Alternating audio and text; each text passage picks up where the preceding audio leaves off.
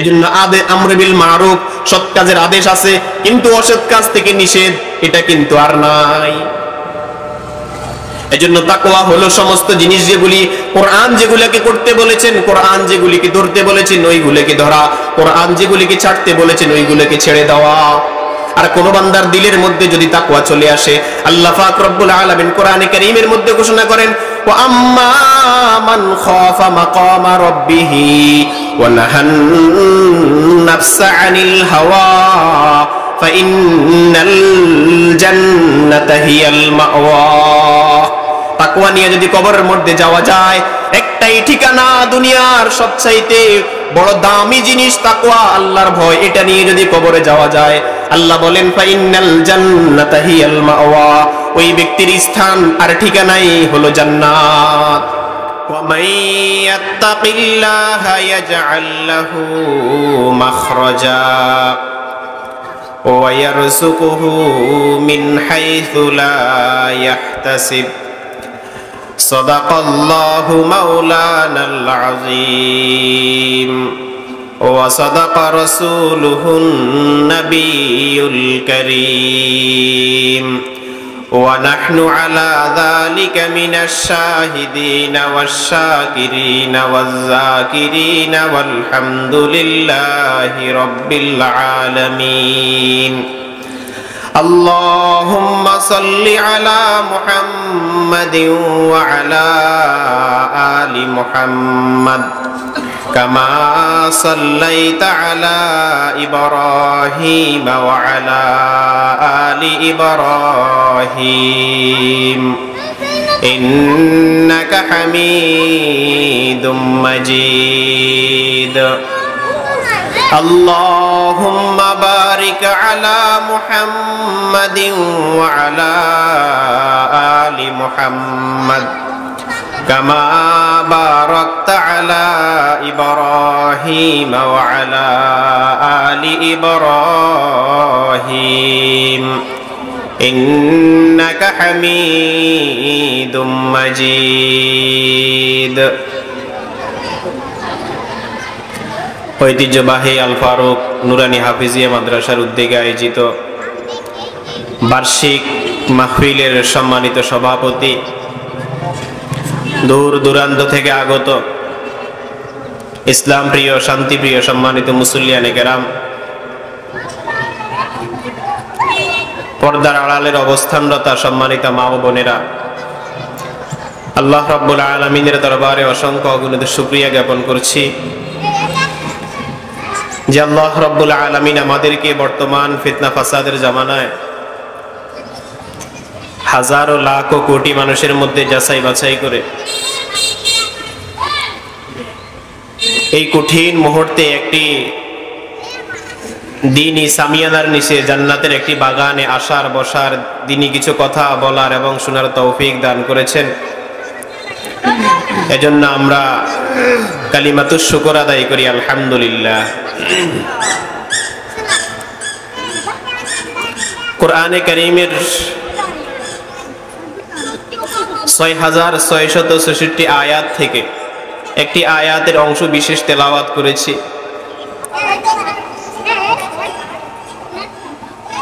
আল্লাহ রাব্বুল আলামিন যদি তৌফিক দেন তাহলে স্বল্প সময়ে ইনশাআল্লাহ আলোচনা করার চেষ্টা করব। পৃথিবীতে আল্লাহ রাব্বুল আলামিন দুনিয়াতে যত কিছু বানিয়েছেন, মানব জাতিকে আল্লাহ তাআলা সর্বশ্রেষ্ঠত্বের অধিকারী দিয়েছে। কারণ দুনিয়াতে যত কিছু আছে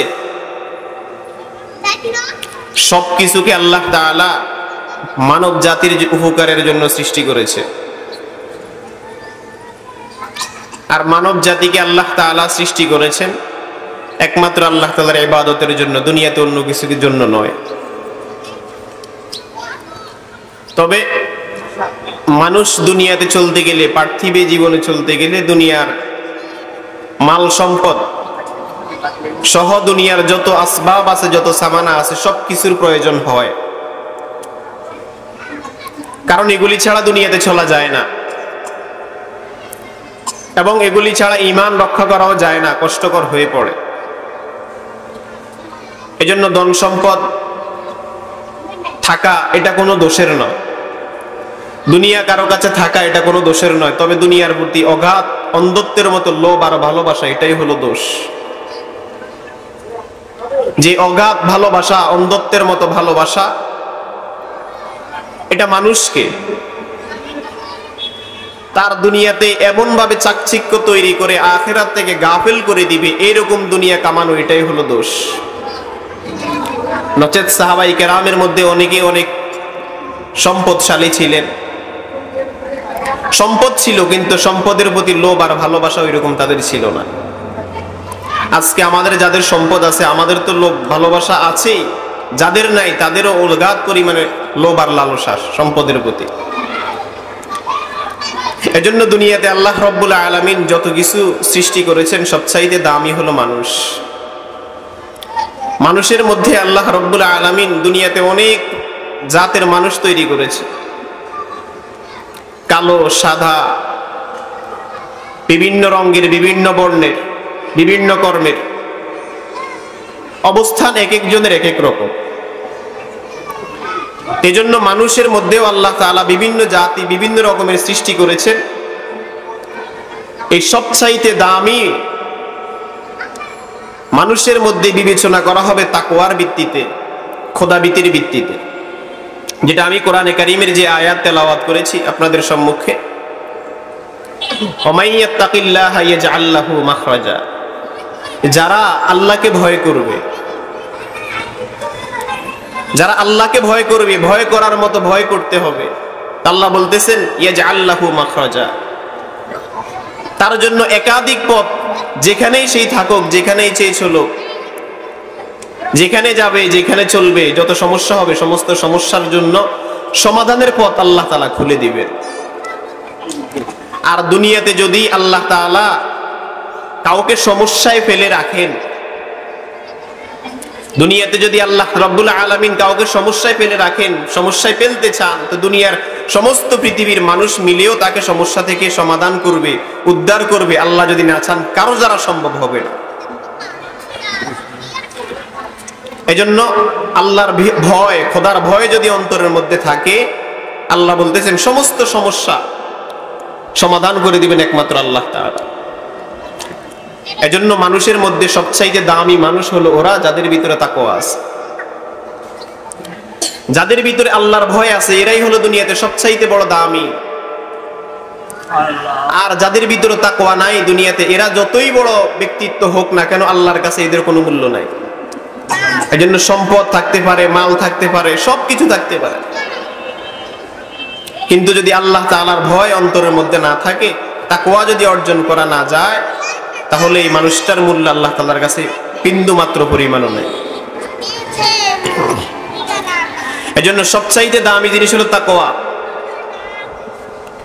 এ তাকওয়া মানুষের ভিতরে আসবে বেশি থেকে বেশি আল্লাহ তাআলার স্মরণের মাধ্যমে।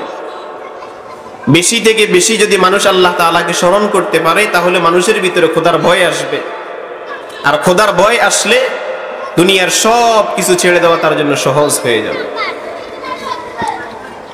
এজন্য আল্লাহ তাআলা কোরআনে বলতেছেন, ওমাইয়াত্তাকিল্লাহা ইয়াজআল লাহু মাখরাজা, ওমাইয়াত্তাকিল্লাহা ইয়াজআল লাহু মাখরাজা। যারা আল্লাহর তাকওয়া, আল্লাহর ভয় যাদের অন্তরের ভিতরে থাকবে, যাদের অন্তরের ভিতরে আল্লাহর ভয় আসবে, আল্লাহ পাক রব্বুল আলামিন এই অন্তরের ভিতরে ভয় আসার কারণে তার দুনিয়াতে যত রকমের সমস্যায় পড়বে, সমস্ত সমস্যাগুলি সমাধান করে দিবেন আল্লাহ। এজন্য তাকওয়া, খোদার ভয় প্রতিটা মুসলমানের জীবনের মধ্যে সবচাইতে দামি হলো তাকওয়া, আল্লাহর ভয়। আল্লাহর ভয় ছাড়া মানুষের জীবনের মধ্যে কোনো দাম নাই, মানুষের জীবনের কোনো মূল্য নাই। হাইওয়ান জানোয়ারের ভিতরে তারা যেভাবে চলতেছে, মন চাইলে চলতেছে, খাইতেছে, ফিরতেছে, ঘুরতেছে, সবকিছু করতেছে, কিন্তু তাদের ভিতরে তাকওয়া নাই। এজন্য তাদের দামও আল্লাহ রাব্বুল আলামিনের কাছে মোটেও নাই। এজন্য মানুষের ভিতরে তাকওয়া থাকবে, মানুষ তাকওয়াওয়ালা হবে। যেই সমস্ত মানুষের ভিতরে তাকওয়া থাকবে, আল্লাহ রাব্বুল আলামিন যদিও বাহ্যিক দৃষ্টিতে তাদের চেহারা কম হয়, বাহ্যিক দৃষ্টিতেও যদি এদের সাথে সম্পদশালী কম হয়, সবকিছু কম থাকুক, তারপরেও যদি তাকওয়া আল্লাহর ভয় অন্তরের মধ্যে থাকে, এই মানুষগুলি দুনিয়ার সর্বশ্রেষ্ঠ মানুষ। আল্লাহু আকবার। তাকওয়ার ঘটনা আজীব, আশ্চর্য ধরনের ঘটনা। তাকওয়ার ঘটনা বলে শেষ করানো যাবে না। আল্লাহর ভয় কিভাবে মানুষের ভিতরে আসবে, তাকওয়াটা কিভাবে হবে। হযরত ওমর ফারুক রাদিয়াল্লাহু তাআলা আনহু একদিন উবাই ইবনে কাবকে জিজ্ঞেস করে, খলিফাতুল মুসলিমিন হযরত ওমর ফারুক অর্ধ জাহানের বাদশা, কিন্তু জিজ্ঞেস করতেছেন উবাই ইবনুল কাবকে, ভাই উবাই ইবনুল কাব, আমাকে বলো তো তাকওয়া, আল্লাহর ভয় এটা কোন জিনিস, এটা আমাকে একটু উদাহরণ দিয়ে বুঝাও। তাকওয়া কাকে বলে এটা আমাকে একটু বলো, খোদার ভয় কাকে বলে এটা আমাকে একটু বলো। হযরত উবাই ইবনুল কাব বলতেছে, ভাই ওমর, তুমি কি কখনো কাঁটা যুক্ত বাগান দিয়ে অতিক্রম করেছো কিনা? এই কথা বলার পরে হযরত ওমর রাদিয়াল্লাহু তাআলা আনহু বলতেছে, হ্যাঁ হ্যাঁ, আমি তো কাঁটা যুক্ত অনেক বাগান দিয়ে আমি অতিক্রম করেছি। উবাই ইবনুল কাব পাল্টা প্রশ্ন করতেছে, ভাই ওমর, যখনই কাঁটা যুক্ত বাগান দিয়া তুমি অতিক্রম করেছো, তখন কিভাবে অতিক্রম করেছো?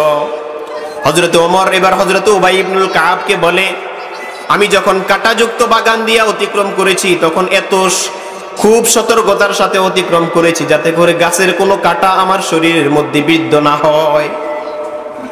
শুধু তাই নয়, আমার জামার মধ্যে যেন বাগানের কোনো কাঁটা আমার জামার মধ্যেও যেন না লাগে, এত সতর্কতার সাথে কাঁটাযুক্ত বাগান দিয়ে আমি অতিক্রম করেছি। হযরত উবাই ইবনুল কাব বলতেছে, সমাজের মধ্যে হাজারো রকমের গুনাহ, সমাজের মধ্যে বিভিন্ন রকমের চলতে গেলে ফিতনার ফাসাদ আর গুনাহ, এই সমস্ত ফিতনা ফাসাদ আর গুনাহগুলিকে এড়িয়ে তুমি যদি ইসলামের উপরে তাকওয়ার উপরে চলতে পারো, সমাজের মধ্যে চলতে গেলে দেখবে জুয়ার গুনাহ, সমাজের মধ্যে সুদের গুনাহ, সমাজের মধ্যে ঘুষের গুনাহ, সমাজের মধ্যে ইফটিজিং এর গুনাহ, সমাজের মধ্যে মদ পানের গুনাহ, সমাজের মধ্যে হাজার রকমের গুনাহ আছে। এই সমস্ত গুনাহমুক্ত জীবন, সমস্ত গুনাহগুলিকে অপেক্ষা করে যদি একনিষ্ঠভাবে আল্লাহর পথে চলতে পারো, এটাই হলো তাকওয়া। এজন্য সমাজে চলতে গেলে দেখবেন বিভিন্ন রকমের গুনাহ, মন না চায় তারপরেও, গান শুনতে মন চায় না তারপরেও এত জোরে গান বাদ্য ইত্যাদি বর্তমানে এত ব্যাপক হয়ে গেছে যে মন না চাইলেও গানের আওয়াজ কানের মধ্যে চলে আসে। শুধু তাই নয়, মুসলমানদের সবচাইতে দামি ধর্মীয়, সবচাইতে দামি জায়গা পৃথিবীর মধ্যে, সবচাইতে দামি মূল্যবান জায়গা মসজিদ। যেই মসজিদের মধ্যে শুধুমাত্র মুসলমানদের ধর্মীয় ইবাদত নামাজ আদায় করা হয়, ইহুদি খ্রিস্টানরা সুপরিকল্পিত চিন্তার কারণে আজকে মসজিদের মধ্যেও গানের আওয়াজ তারা ঢুকাইয়া দিছে।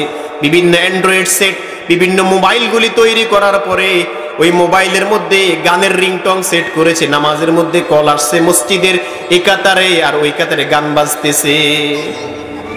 আফসোস আর আফসোস, কাকে বলবো। এজন্য সমাজের ভিতরে তাকওয়া যদি মানুষের ভিতরে অর্জন করা যায়, তাহলে সমাজে যত রকমের গুনাহগুলি হয়, যত রকমের গুনাহ মানুষ করবে, সমস্ত রকমের গুনাহগুলি থেকে বাঁচা মানুষের জন্য সহজ হয়ে যাবে। ইমাম ইবনুল কাইয়্যিম বলতেছেন তাকওয়ার তিনটা স্তর। এক নম্বর হলো হামিয়াতুল কলবি ওয়াল জাওয়ারে আনিল মুহাররামাতি ওয়াল আসাম। এক নম্বর হলো তাকওয়ার প্রথম স্তর হলো নিজের অঙ্গ প্রত্যঙ্গ এবং নিজের কলবকে দুনিয়ার সমস্ত গুনাহ এবং দুনিয়ার সমস্ত হারাম কাজ থেকে বাঁচানোর নাম হলো এক নম্বর তাকওয়ার স্তর। এজন্য ইবনুল কাইয়্যিম বলতেছেন হামিয়াতুল কলবি ওয়াল জাওয়ারে আনিল মুহাররামাতি ওয়াল আসাম। এক নম্বর প্রকার হলো যে কলব এবং অঙ্গ প্রত্যঙ্গ গুলিকে দুনিয়ার যত রকমের হারাম কাজ আছে এগুলো থেকে বাঁচানো। আমাদের অন্তরে অনেক সময় শরীর দিয়ে আমরা গুনাহ করি না, কিন্তু অন্তরে অন্তরে অনেক পরিমাণে গুনাহ হয়ে যায়। অন্তরে অন্তরে গুনাহের খেয়াল আসে। নামাজের মধ্যে দাঁড়াইলেও সন্তান অন্তরের মধ্যে কুপ্রবণতা দেওয়ার চেষ্টা করে। এজন্য শরীরকে যেভাবে গুনাহ থেকে বাঁচাইতে হবে, ঠিক তদ্রূপ ওইভাবে কলবটাকেও, রূহটাকেও, আত্মাটাকেও গুনাহ থেকে বাঁচাতে হবে।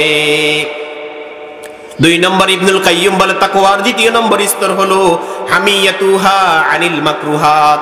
ইসলামে যেই সমস্ত মাকরু জিনিসগুলি আছে ওই সমস্ত মাকরু জিনিসগুলিকে নিজের অঙ্গ প্রত্যঙ্গ এবং নিজের কলব থেকে হেফাজত করা, বাঁচানোর নাম হলো তাকওয়ার দ্বিতীয় স্তর। এজন্য আজকে আমরা সমাজের মধ্যে চলতেছি, সমাজের মধ্যে ঘুরতেছি, সমাজের মধ্যে ফিরতেছি, কিন্তু বিভিন্ন রকমের গুনাহ আমাদের দ্বারা হয়ে যাচ্ছে। এমনকি গুনাহের সয়লাব এই পরিমাণ সমাজের মধ্যে হচ্ছে, ভালো কথার মধ্যে সৎ কাজের আদেশ করবে, অসৎ কাজের নিষেধ করবে, এরকম মানুষ পাওয়া যায় না। সৎ কাজের আদেশ করবে এরকম বহুত মানুষ পাওয়া যায়, কিন্তু অসৎ কাজ থেকে নিষেধ করবে এরকম মানুষ বর্তমানে পাওয়া যায় না। কারণ আমি যদি টিভির বিরুদ্ধে কথা বলি, তাহলে পরের দিন দেখা যাবে ওরাই আমার উপরে আক্রমণ করার চেষ্টা করবে। আমি যদি প্রিজিংয়ের বিরুদ্ধে কথা বলি, মদের বিরুদ্ধে কথা বলি, সুদের বিরুদ্ধে কথা বলি, শরীয়তের নিষিদ্ধ যেই সমস্ত বিষয়গুলি আছে এগুলির বিপক্ষে যদি আমি কথা বলি, তাহলে দেখা যাবে এরা আমার জন্য শত্রু হয়ে দাঁড়িয়ে যাবে। আজ না হয় কাল বিভিন্ন রকমের আমার হিংসা প্রতিহিংসার কারণে আক্রমণ করার চেষ্টা করবে। এজন্য আমর বিল মারুফ, সৎ কাজের আদেশ আছে, কিন্তু অসৎ কাজ থেকে নিষেধ এটা কিন্তু আর নাই। এজন্য তাকওয়া হলো সমস্ত জিনিস যেগুলি কোরআন যেগুলোকে করতে বলেছেন, কোরআন যেগুলিকে ধরতে বলেছেন ওইগুলোকে ধরা, কোরআন যেগুলিকে ছাড়তে বলেছেন ওইগুলোকে ছেড়ে দেওয়া। আর কোন বান্দার দিলের মধ্যে যদি তাকওয়া চলে আসে, আল্লাহ পাক রব্বুল আলামিন কোরআনে কারীমের মধ্যে ঘোষণা করেন, ওয়া আম্মা মান খাফা মাকামা রাব্বিহি ওয়া নাহান নাফসা আনিল হাওয়া ফাইন্নাল জান্নাতা হিয়াল মাওয়া। তাকওয়া নিয়ে যদি কবরের মধ্যে যাওয়া যায়, একটাই ঠিকানা দুনিয়ার সবচাইতে বড় দামি জিনিস তাকওয়া, আল্লাহর ভয়, এটা নিয়ে যদি কবরে যাওয়া যায়, আল্লাহ বলেন ফাইন্নাল জান্নাতা হিয়াল মাওয়া, ওই ব্যক্তির স্থান আর ঠিকানাই হলো জান্নাত। মুসলিম শরীফের ভিতরে 6698 নম্বর হাদিস, জনাবে মুহাম্মদুর রাসূলুল্লাহ সাল্লাল্লাহু আলাইহি ওয়াসাল্লাম বলেন, মক্কার 3 যুবক একবার তারা দৃঢ় সংকল্প করেছে দূরে এক জায়গার মধ্যে সফর করবে। এই সফরের সিদ্ধান্ত নিয়া 3 যুবক ঘর থেকে প্রস্তুতি নিয়া এখন ঘরের থেকে বাইর হয়ে গেল, সফর করবে। সফর করতে করতে হঠাৎ করে এমন একটা জায়গার মধ্যে আসছে, আসার পরে মক্কার মধ্যে তখন ঝড় আর তুফান শুরু হয়ে গেল। এত কঠিন ঝড় তুফান শুরু হয়ে গেল, তারা সেখানের মধ্যে আত্মগোপন করার জন্য, নিজেদেরকে বাঁচানোর জন্য কোনো জায়গায় পাচ্ছে না। হঠাৎ করে এদিক দৌড়তেছে, ওই দিক দৌড়তেছে, খুঁজতে খুঁজতে খুঁজতে দেখতেছে বড় একটা বিশাল পাহাড়। ওই পাহাড়ের মধ্যে যখন তাকাইলো, দেখলো যে সেখানের মধ্যে একটা গুহা। এবার 3 যুবক চিন্তা করলো, মক্কার মধ্যে যে পরিমাণ ঝড় তুফান শুরু হয়ে গেল, আমরা যদি আমাদেরকে বাঁচাইতে হয়, কমপক্ষে আমরা এখানের মধ্যে আশ্রয় নিতে হবে। এই কঠিন তুফান আর মহাপ্লাবন আর এত রকমের বৃষ্টি যদি আমরা আমাদের নিজেদের দেহকে বাঁচাইতে হয়, পাহাড়ের এই গুহার মধ্যে আত্মরক্ষা নিলেই আমরা এই তুফান থেকে বাঁচতে পারবো। 3 যুবক চিন্তা করলেন, করার পরে পরামর্শ গ্রহণ করলেন। পরামর্শ কইরা এবার 3 যুবক ওই পাহাড়ের গুহার ভিতরে ঢুকে গেলেন। ঢুকার পরে কিছুক্ষণ পরে হঠাৎ করে বিশাল একটা পাথর এসে পাহাড়ের গুহাটাকে এমন ভাবে বন্ধ করে দিল, বাহিরের কোন আলো বাতাস আর ভিতরে প্রবেশ করে না। মুসলিম শরীফের হাদিস, জনাবে মুহাম্মদুর রাসূলুল্লাহ সাল্লাল্লাহু আলাইহি ওয়াসাল্লাম বলেন, তারপরে 3 জন যুবক শরীরের মধ্যে যত রকমের শক্তি ছিল, যেই পরিমাণ শক্তি ছিল, ওই পরিমাণ শক্তি দিয়া ওই পাথরটাকে যখন ধাক্কা দিল, কিন্তু 3 জন যুবক নয়, কিতাবের ভিতরে লেখে 300 যুবক যদিও ধাক্কা দেয়, এত বড় পাথর ওইখান থেকে সরানো সম্ভব না। এবার 3 যুবক যখন ধাক্কা দিল, দেখে যে পাথর মোটেও নড়ে না। এমন বাহির থেকে ভিতরের মধ্যে কোনো কানেকশন নাই, মোবাইলের জামানাও নাই যে ফোন করে বলবে আমরা অমুক জায়গায় আবদ্ধ হয়ে গেছি, আমাদেরকে রক্ষা করেন। ডিজিটাল জামানাও না। আমাদের এই জামানার মধ্যে যদি কেউ কোথাও আটকাইয়া যায়, বিভিন্ন রকমের স্যাটেলাইট হোক, বিভিন্ন সংযোগ মাধ্যমের মধ্যে তাদেরকে উদ্ধার করা সম্ভব, কিন্তু ওই সময় কোনো প্রযুক্তির জামানা ছিল না, যার কারণে 3 জন যুবক ওইখানে আটকা পড়ছে, এটা বাহিরের কেউ আর জানে না। এবার যুবকরা মনে মনে বলল, আমরা যদি এখান থেকে বের হতে না পারি, বাহিরের আমাদের আত্মীয় স্বজনরাও জানে না আমরা যে এখানে আশ্রয় নিয়েছি, পাথর যে আমাদেরকে এখানে ডেকে রেখেছে, এটা দুনিয়ার কেউ জানে না, একমাত্র আল্লাহ ছাড়া আর কেউ জানে না। চিন্তা করলো কি করা যায়, এখান থেকে বের হওয়ার উপায় কি। এবার তিন যুবক একসাথে বসে চিন্তা করলো আর বলল, আমরা আল্লাহ রাব্বুল আলামিনের কাছে এখন ফানা আর আশ্রয় চাওয়া ছাড়া দুনিয়ার কোথায়ও আশ্রয় চাওয়ার জায়গা নাই। এবার তিনজন যুবক পরামর্শে বসলো, বসার পরে বলতেছে, একজন যুবক আবার একজন যুবককে বলতেছে, তুমি তোমার আমরা প্রত্যেকের জীবনের আমলনামার দিকে তাকাইয়া, এই যে এই পর্যন্ত জীবন আমরা পার করেছি ওই আমলনামার দিকে তাকাইয়া আমরা এখন একটা আমল উল্লেখ করে আল্লাহর কাছে দোয়া করব, আল্লাহ পাক হয়তো ওই আমলের বিনিময়ে আমাদের থেকে পাথরটা দূরীভূত করে আমাদেরকে এখান থেকে বের হওয়া সহজ করে দিবে।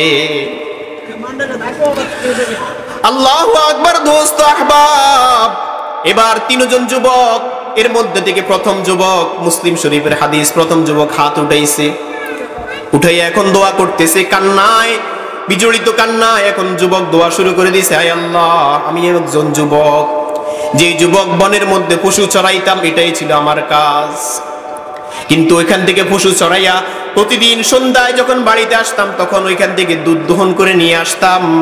আসার পরে আমার মা আর আমার বৃদ্ধ বাবা বাড়িতে অবস্থান করে, আমার স্ত্রীও আছে, আমার সন্তানাদিও আছে। কিন্তু আমি আয় আল্লাহ, আমি প্রতিদিন বাড়িতে আসার পরে স্ত্রী আর সন্তানদের মুখে দুধের বাটি তুলে দেওয়ার আগে বৃদ্ধ মা আর বাবার মুখে দুধের বাটি তুলে দিতাম। আয় আল্লাহ, একদিন দেখতেছি রাত্রি যখন আমি বাড়িতে আসতে অনেক দেরি হয়ে গেছে, গভীর রজনী হয়ে গেছে, বাড়িতে এসে দেখি আমার মা বাবা দুজনের মধ্যে ঘুমিয়ে গেছেন। অন্যদিকে তাকাইয়া দেখি যে স্ত্রী ঘুমিয়ে আছেন, কিন্তু ছোট দুধের বাচ্চারা চটপট করতেছে, কান্নাকাটি করতেছে, খাবারের কিছু নাই। ওই কঠিন মুহূর্তে আয় আল্লাহ, আমি প্রতিদিনের মতো আমার মা এবং বাবার রুমে দুধের বাটি নিয়ে গেলাম, দুধের পেয়ালা নিয়ে গেলাম, তাদেরকে দুধ পান করাবো। সেখানে গিয়ে দেখি মা এবং বাবা দুজনে নিদ্রায় শায়িত হয়ে গেছেন। এমন কঠিন ঘুম, মনে হয় ঘুম আর ভাঙবে না। এবার যুবক বলে, আয় আল্লাহ, আমি তখন ওই সময়ের মধ্যে আমার বাচ্চারা হাউমাউ করে কান্নাকাটি করতেছে, কিন্তু তাদের মুখে আমি দুধ না তুলে দিয়ে আমার মা এবং বাবা জাগ্রত হওয়া পর্যন্ত আমি অপেক্ষা করেছিলাম। আগে মা আর বাবার মুখে দুধের বাটি তুলে দিব, তারপরে আমার সন্তান আর স্ত্রীদের মুখে দুধের বাটি তুলে দিব। আল্লাহু আকবার। যুবক এই কথাগুলো বলে কান্নাকাটি করতে করতে বলতেছে, আয় আল্লাহ, এই যে এই কাজটা আমি করেছিলাম দুনিয়ার কাউকে দেখানোর জন্য নয়, এই কাজটাকে যদি মালিক তুমি যদি পছন্দ করো, আজকে আমার এই কাজের বিনিময়, এই আমলের বিনিময়ে পাথরটাকে একটু সরাইয়া দাও। হাদিসের ভিতরে আসছে, যুবক যখন এই দোয়া করছে, আল্লাহ পাক রব্বুল আলামিন যুবকের অন্তরের দিকে তাকাইয়া দেখলো, আসলে যুবক কাজটা একমাত্র আমার জন্য করেছে। এজন্য আল্লাহ রব্বুল আলামিন পাথরকে ওইখান থেকে এক ভাগ সরাইয়া দিলেন, 3 ভাগ থেকে এখন পাথর এক ভাগ সরে গেল, বাকি 2 ভাগে আর যায় না। এবার দ্বিতীয় যুবক পশ্চিম দিকে ফিরে 2 হাত উঠাইয়া এখন দ্বিতীয় যুবক আবার কান্নাকাটি করে দোয়া করতেছে, আয় আল্লাহ, আমি মক্কার মধ্যে একজন ব্যবসায়ী ছিলাম, অনেক কোটিপতি একজন ব্যবসায়ী ছিলাম। আমার অধীনের মধ্যে অনেকগুলো যুবক কাজ করত, অনেক কর্মচারীরা আমার অধীনে কাজ করত। এরা সেখানে কাজ করার পরে আমি প্রতিদিন সন্ধ্যাবেলা তাদেরকে পারিশ্রমিক দিয়ে দিতাম, তারা পারিশ্রমিক নিয়ে বাড়িতে চলে যেত। একদিন এক যুবক কাজের মাঝখান দিয়ে আসছে, দিনের অর্ধবেলা কাজ করছে, বাকি পুরা দিন কাজ করে নাই। যখন অর্ধবেলায় কাজ করছে, কাজ করার পরে সন্ধ্যাবেলা যখন আমার কাছে পারিশ্রমিক চেয়েছে, আমি তাকে পারিশ্রমিক দেই নাই, বলছি যে সারাদিন কাজ করলে পারিশ্রমিক পাইবা, কিন্তু তুমি তো আজকে সারাদিন কাজ করে নাই, অর্ধবেলা কাজ করেছো, যার কারণে তুমি কোনো পারিশ্রমিক পাবে না। এই কথা বলে আমি যুবককে ধমক দিয়ে তাড়াইয়া দিছি। দীর্ঘদিন পরে ওই যুবক আবার যখন আমি ধমক দিয়ে তাকে তাড়াইয়া দিছি, তার পারিশ্রমিকের যে টাকাগুলি অবশিষ্ট আমার কাছে ছিল, ওইগুলি দিয়ে আমি একটা বকরি ক্রয় করেছি। সেখান থেকে সেই বাচ্চা দিতে দিতে আজকে বিশাল একটা বকরির পাল হয়ে গেছে। কিছুদিন পরে ওই যুবকটা আবার আমার বাড়িতে আসে, বলতেছে, জনাব, আমি অমুক দিন আপনার বাড়িতে অর্ধবেলা কাজ করেছিলাম, কিন্তু আপনি আমাকে পুরা দিনের বেতনও দেন নাই, অর্ধ দিনের বেতন আপনার কাছে চেয়েছি, তাও আপনি দেন নাই, আমাকে ধমক দিয়ে দূর করে দিয়েছেন। আজকে আমি খুব কঠিন সমস্যার মধ্যে আছি, কিছু পারিশ্রমিক হলেও আমাকে দেন, কিছু বেতন হলেও আমাকে দেন, তাহলে আমার অন্তত সমস্যাটা আমি সমাধান করতে পারবো। এবারে যুবক আল্লাহকে বলে, আয় আল্লাহ, ওই দিন তার পারিশ্রমিকের টাকা দিয়ে যেই একটা বকরি কিনেছিলাম, তারপরে ওই বকরি থেকে হইতে হইতে বিশাল একটা বকরির পাল হয়ে গেছে। আমি চাইলে যুবককে একদিনের অর্ধদিনের পারিশ্রমিক দিয়ে পাঠাইয়া দিতে পারতাম, কিন্তু যুবককে বলেছিলাম, যুবক এই পুরা ছাগলের পাল যে দেখতেছো এই সবগুলার মালিক হলে তুমি। এবার যুবক বলতেছে, আমি তো এই সমস্ত এতগুলা ছাগলের মালিক হওয়ার কথা না, কারণ অর্ধদিন কাজ করেছি, সামান্য টাকা পাবো, এত পরিশ্রমিক আমি তো তোমার কাছে পাওনাদারের কথা না। এবার মালিক বলতেছে, তুমি যে অর্ধদিন পরিশ্রম করার পরে কাজের টাকা নাও নাই, ওই টাকা দিয়ে আমি একটা ছাগল কিনেছিলাম, ওইখান থেকে বাচ্চা দিতে দিতে দিতে আজকে এতগুলি ছাগল হয়ে গেছে, যে সবগুলো তোমার ওই টাকা দিয়ে কিনা। আজকে তুমি আমার কাছে যখন ওই টাকা চাইলা, আমি শুধুমাত্র তোমাকে ওই টাকাটা না দিয়া পুরা ছাগলের পাল তোমাকে দিয়া দিছি। এবার যুবক বলে, আয় আল্লাহ, এই কাজটা যে আমি করেছি দুনিয়ার কাউকে দেখানোর জন্য করি নাই, দুনিয়ার কেউ জানেও না। আমি যদি তাকে অর্ধদিনের পরিশ্রমিক দিয়া ফিরাইয়া দিতাম, যুবকও চলে যেত, কিন্তু আমি তো আপনার কাছে ধরা খেয়ে যেতাম। তার পরিশ্রমিক জমানোর টাকা দিয়া আমি এত বড় ব্যবসা করে লাভবান হয়েছি, যার কারণে পুরা ব্যবসার সমস্ত সম্পদগুলো তাকে দিয়ে দিয়েছি। আয় আল্লাহ, এই কাজটা যদি আপনার সন্তুষ্টের জন্য আমি করে থাকি, তাহলে কমপক্ষে আমাদের থেকে পাহাড়ের এই পাথরটাকে কমপক্ষে আমাদের থেকে সরাইয়া দে। এবার যখন যুবক এই কথা বলে দোয়া করলো, পাথরের 3 ভাগের 1 ভাগ তো প্রথম যুবকের দোয়ার কারণে সরে গেছে, এখন দ্বিতীয় ভাগ এই যুবকের দোয়ার কারণে 2 ভাগ পাথর সরে গেছে, আর আছে মাত্র 1 ভাগ। এবার 3 নম্বর যুবক ও দাঁড়াইয়া ওইখানের মধ্যে আল্লাহর কাছে হাত উঠাইয়া কান্নাকাটি করতে চায়, আল্লাহ, আমি সেইখানের মধ্যে একজন যুবক ছিলাম। একদিন আমি আমার চাচার বাড়িতে যাওয়ার পরে দেখি যে বাড়িতে চাচাও নাই, চাচিও নাই, কেউ নাই।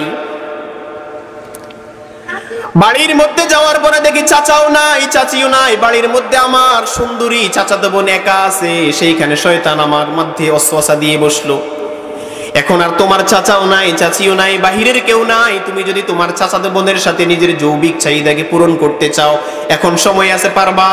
আমি যখন যুবক বলে, আয় আল্লাহ, কান্নাকাটি করে আমি তোমাকে বলতেছি, যখনই আমি চাচাতো বোনের সাথে জেনার জন্য গেলাম, সমস্ত প্রস্তুতি গ্রহণ করার পরে জেনা শুরু করব, এমন সময় আমার চাচাতো বোনের চেহারার দিকে তাকাইয়া দেখি তার শরীরের চোখ থেকে পানি পড়তেছে, টপ টপ করে পানি পড়তেছে। তখন আমার চাচাতো বোন আমাকে বলতেছে, ভাই তুমি আমার ইজ্জত নষ্ট করে দিবা, কোনো আপত্তি নাই, কিন্তু একটা জিনিস তোমার মাথায় রাখতে হবে, ইয়া আখি ইত্তাকিল্লাহ, ও আমার ভাই, আল্লাহকে একটু ভয় করো। দেখো আজকে আমার সাথে জেনা করলে জেনার পরিমাণে আল্লাহ পাক তোমাকে যেই শাস্তি দিবে, ওই শাস্তি আখিরাতে সহ্য করতে পারবা কিনা।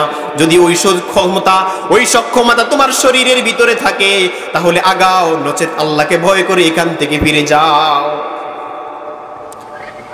আল্লাহু আকবার। দোস্ত আহবাব, চাচাতো বোন ভাইকে এই প্রস্তাব দেওয়ার পরে যখন ভাই চিন্তা করলো, জাহান্নামের আগুন তো দুনিয়ার আগুনের মতো না। দুনিয়ার আগুন যেই পরিমাণ তেজ আর উত্তপ্ততা, আমরা সাধারণ এই আগুনের মধ্যেও হাত দিতে চাই না, এত পরিমাণ ভয় আমাদের ভিতরে। 1 মিনিটের জন্য আমরা হাত দেই না, 1 সেকেন্ডের জন্য হাত দেই না, এই বিশ্বাস আমার ভিতরে আছে, এই আগুন আমার শরীরকে জ্বালিয়ে দিবে, আমার শরীরের পশমকে জ্বালিয়ে দিবে, আমার শরীরের মাংসকে জ্বালিয়ে দিবে। কিন্তু জাহান্নামের মধ্যে আল্লাহ পাক যে আগুন তৈরি করে রেখেছেন, শুধুমাত্র শরীরের পশম আর হাড্ডি নয়। কিতাবের ভিতরে লেখে, তাফসিরে মারিফুল কোরআনের ভিতরে লেখে, জাহান্নামীদের শরীর দৈনিক 70,000 বার জ্বালাবেন, আবার দৈনিক 70,000 বার নতুন করে চামড়া আসবে। আবার আল্লাহ পাক নতুন চামড়া আসার পরে আগুনের মধ্যে আবার জ্বালাবেন, আবার জ্বলে ছাই হয়ে যাবে, কলিজাটা পর্যন্ত জ্বলে ছাই হয়ে যাবে, আবার ওইখান থেকে নতুন শরীর বানাবেন, আবার আগুনে জ্বালাবে। এইভাবে একজন জাহান্নামীকে দৈনন্দিন 70,000 বার চামড়া জ্বালাবেন, আবার নতুন চামড়া তৈরি হবে। এবার যুবক বলতে চায়, আল্লাহ, ওই দিন ওই কঠিন অবস্থা থেকে ফিরে আসছি, শুধু দুনিয়ার কেউ তো জানতো না, আমার খায়েশাত যদি আমি পূরণ করতাম কেউ বাধা দেওয়ার মতো ছিল না, কিন্তু ওই কঠিন অবস্থাও নিজেকে নিয়ন্ত্রণ করে চলে আসছি, দুনিয়ার কোনো কিছুর জন্য নয়, একমাত্র তোমাকে ভয় করে, তাকওয়া অবলম্বন করে আমি সেখান থেকে চলে আসছি। আয় আল্লাহ, আমার এই আমলটাকে যদি পছন্দ হয়, তাহলে গুহার মুখ থেকে পাথরটাকে তুমি সরাইয়া দাও। আগের 2 যুবকের দোয়ার কারণে পাথর 2 ভাগ সরে গেল। মুসলিম শরীফের হাদিস, জনাবে রাসূলুল্লাহ সাল্লাল্লাহু আলাইহি ওয়াসাল্লাম বলেন, যখন যুবক এই দোয়া করছে, আল্লাহ পাক পাথরকে পুরা 3 ভাগ সম্পূর্ণ দূর করে দিলেন। এখন গুহার মুখে আর একটু পাথর নাই, যার কারণে 3 জন যুবক ওইখান থেকে বের হইয়া সুন্দর করে তাদের গন্তব্যের মধ্যে রওনা দিয়ে চলে গেলেন। এই ছিল তাকওয়া, এই ছিল খোদা ভয়। এজন্য তাকওয়া এটা এমন দামি জিনিস, দুনিয়ার মধ্যে যত জিনিস আছে সবচাইতে দামি জিনিসের নাম হলো তাকওয়া, আল্লাহর ভয়। আল্লাহর ভয় যদি মানুষের ভিতরে আসে তাহলে মানুষটা দুনিয়ার মধ্যে সবচাইতে সোনার মানুষ পরিণত হয়ে যাবে।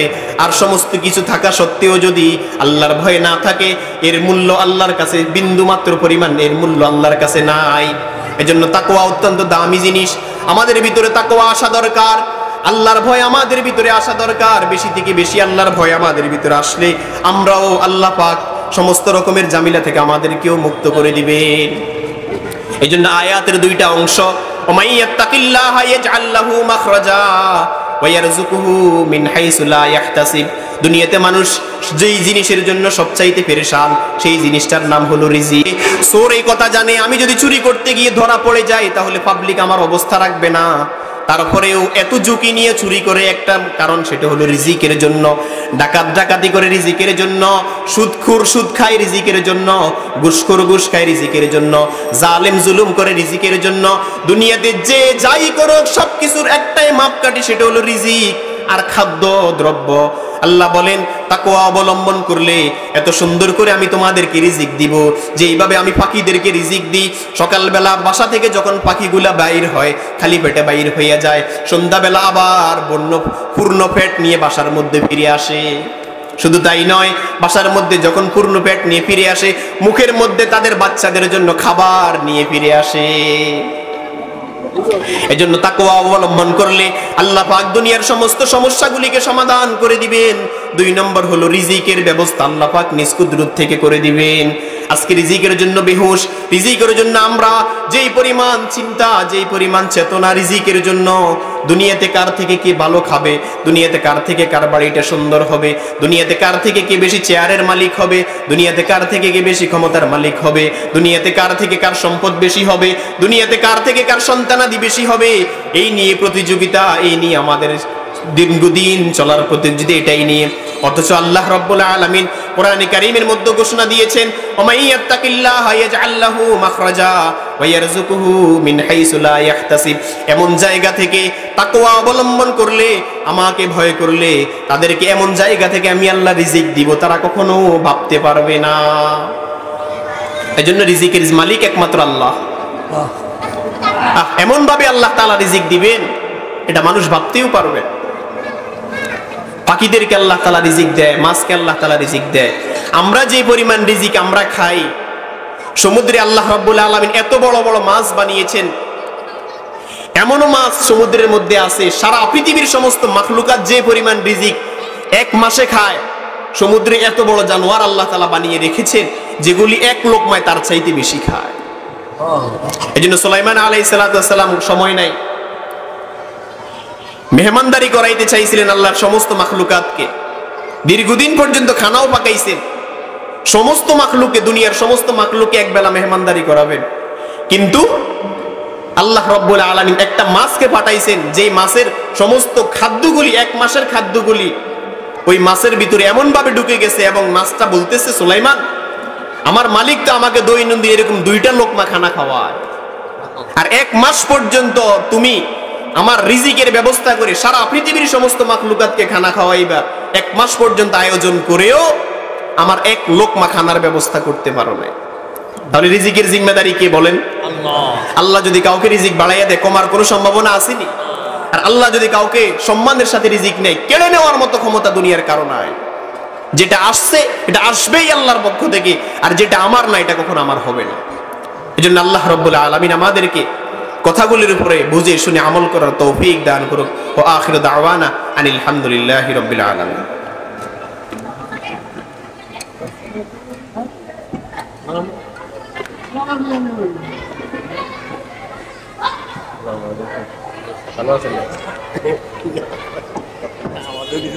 আলহামদুলিল্লাহ, আমরা অনেক মূল্যবান নসিহত হযরতের জবান থেকে শুনেছি। আল্লাহ তাআলা আমাদেরকে কথাগুলোর উপর আমল করার তৌফিক দান করুন। এখন সালাতুল